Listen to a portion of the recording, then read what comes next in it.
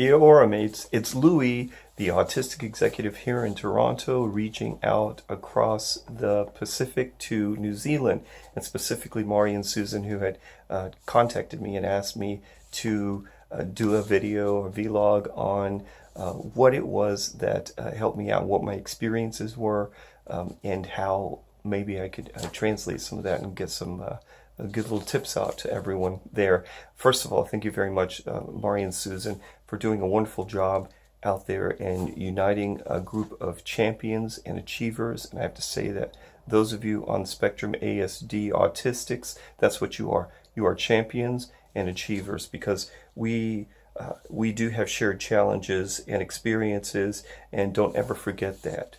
You do belong, and most important, that anything is possible.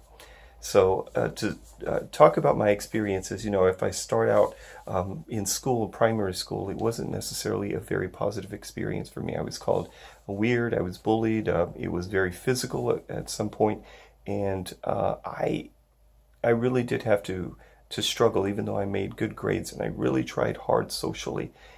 I really didn't connect with that many people, and it was a serious challenge. But throughout it all, I think the thing that really brought me out of it to have me continue moving forward on a daily basis was the fact that I knew that whatever I was struggling with, there were better days ahead, and that what I was going through that particular day was not necessarily going to define who I would become in the future.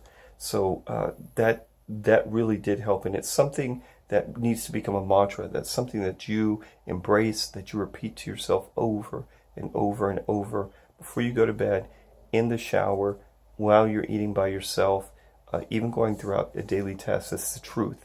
It is. And just making it through, when you come out on the other side of things, situations, you look back behind you and think, wow, how did I do that? Just understand that you are a champion. You are an achiever. I mean, you can look back at the things that you've gone through now and just remember that that's going to continue forward. I did have some challenges when I started out with work. I think socially it was kind of a problem trying to move up in work, and so it led me to start a consulting firm. I had that for 25 years. I became my own manager, my own boss, and I really learned a lot of hard lessons.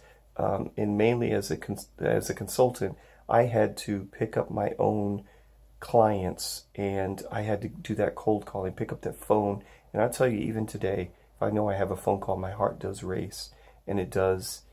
I do have that nervousness about getting on the phone. But the fact is that we, even up until this point, have been rejected on so many levels, and the more we get rejected, the easier it is to be able to slough it off and water off a duck's back.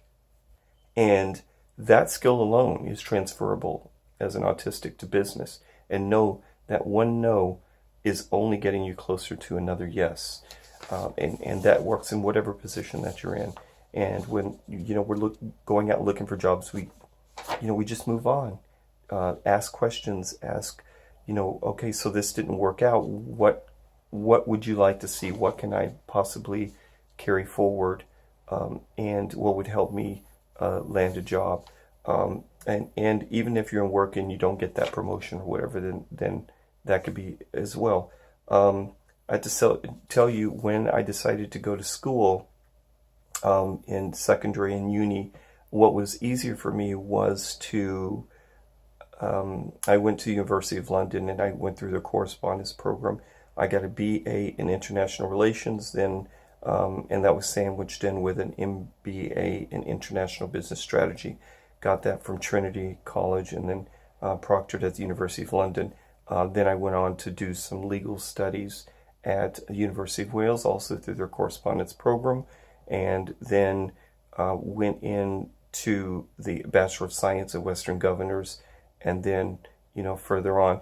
But I have to say, based on that experience, me telling you that, you can see that the academic setting of sitting in a classroom was very difficult for me. So hard. So I had to structure myself and my own studies, and that's using that skill. So also, I wanted to say that the strength that can come from an autistic individual comes from consistency and fairness. That's what we're about. We're about structure. And that is incredibly valuable in any environment. And I encourage you to find pride in that, strength in that, and above all, make sure and let everybody else know that that's a strength. To be able to be assertive and say, hey, you know what?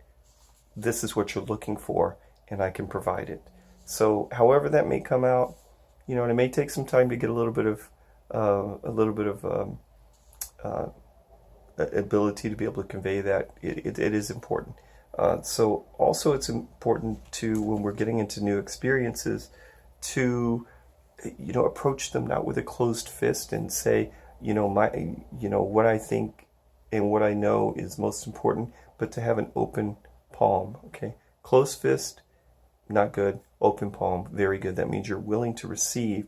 You're willing to work with anybody, and realize this. You know, if they don't like you immediately, it's not a personal thing. Ultimately, I was also asked by Susan about a quote that, in closing, that I could leave you guys with, and I have to say that it comes from none other than Barack Obama, who said, relationships don't work if we think the people who disagree with us are motivated by malice. He comes from a realm of politics. It's not personal. So I hope that helps you out, guys. And thank you so much, Mari and Susan, for doing such a wonderful job. And every single one of you out there, you do matter. And I look forward to seeing you on the other side and hearing some wonderful stories from you guys. And thank you for being patient with this long video. Love you guys.